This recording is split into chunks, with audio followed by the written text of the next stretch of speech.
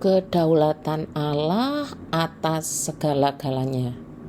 Saudara-saudara yang dikasihi oleh Tuhan, salam damai sejahtera bagi kita sekalian.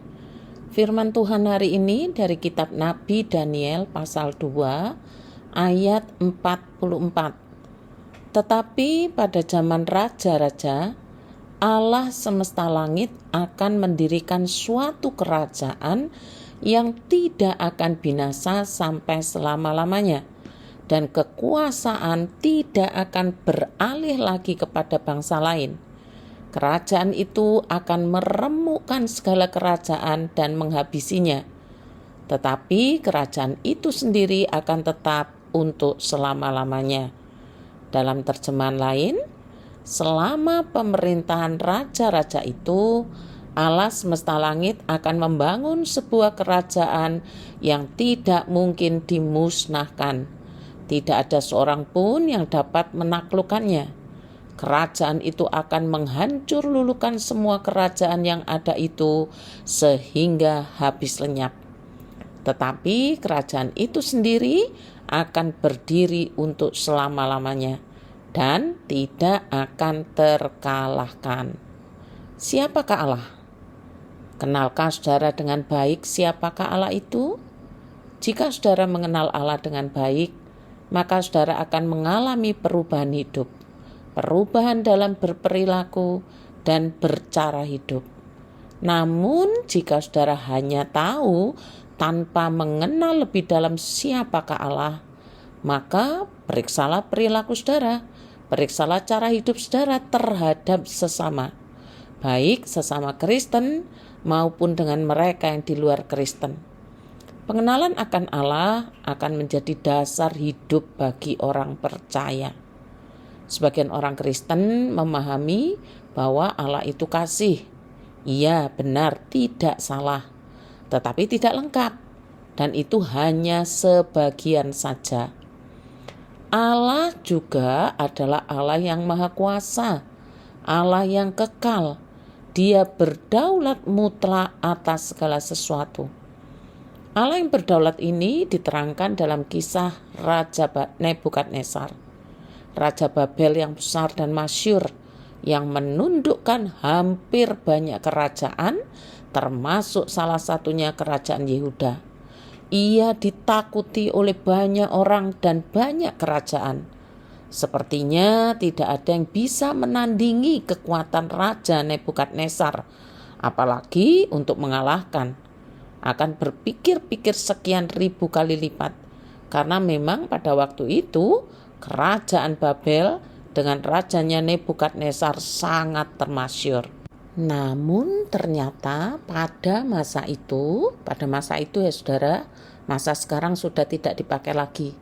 Allah memberikan mimpi yang menggelisahkan dirinya, dan tidak ada seorang pun di negeri Babel termasuk kaum cerdik cendekia yang dapat menafsirkannya.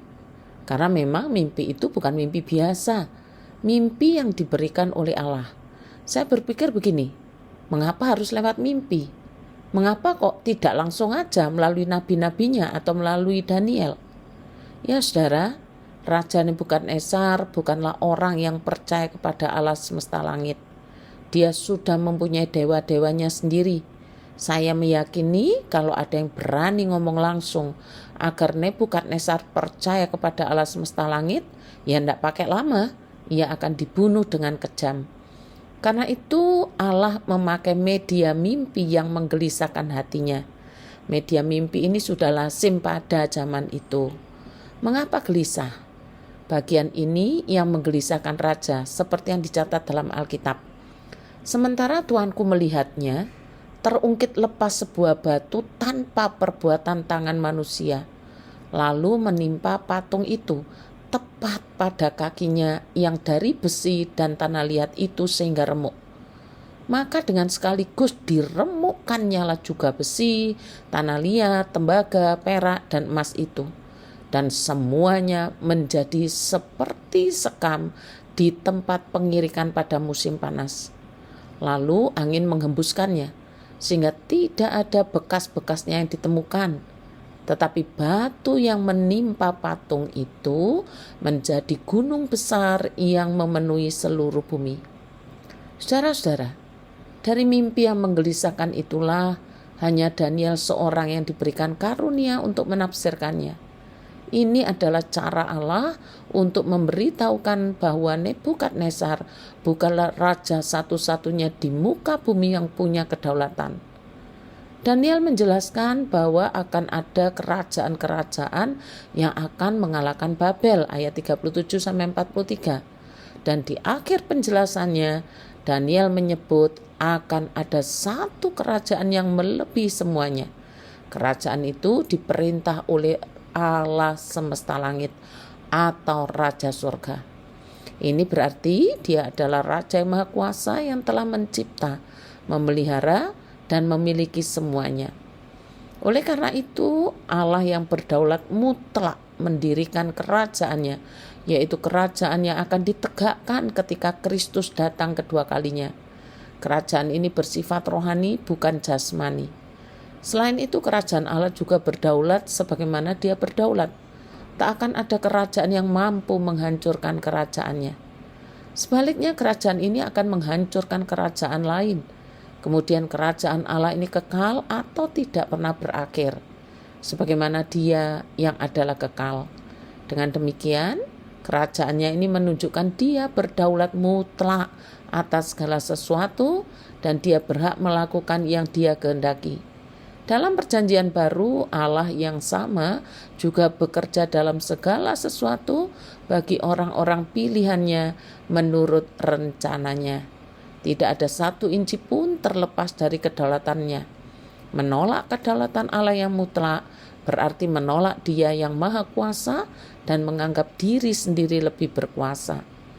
Ajaran kedaulatan Allah yang mutlak, maksudnya kedaulatan Allah yang mutlak, seolah-olah mengajarkan Allah itu diktator, tapi itu salah, itu keliru. Ajaran ini justru menguatkan iman kita bahwa apapun yang menimpa kita tidak pernah keluar dari kedaulatannya, memang punya tujuan suci. Ajaran ini juga mengajar kita untuk tidak merasa diri hebat. Jadi Allah berdaulat mutlak atas segala sesuatu, membuktikan Dia Maha Kuasa. Dan ini menguatkan iman kita untuk supaya kita makin bergantung kepadanya. Selamat ulang tahun Jonathan Christian, Axel C. von Hahnemann, Jeffrey Cornelius. Doa akan saya japri. Terima kasih. Tuhan Yesus memberkati.